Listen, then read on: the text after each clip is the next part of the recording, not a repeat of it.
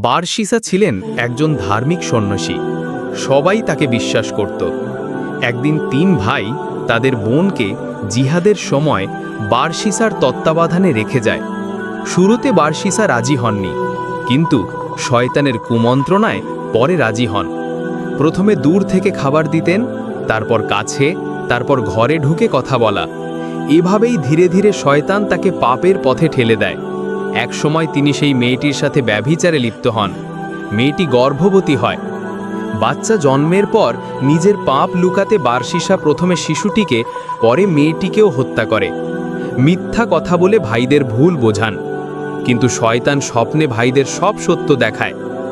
মেঝে খুঁড়ে ভাইরা লাশ খুঁজে পায়।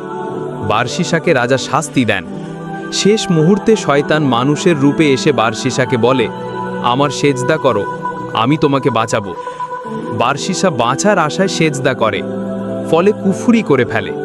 তখন শয়তান বলে, আমি আল্লাহকে ভয় করি, বলেই পালিয়ে যায়।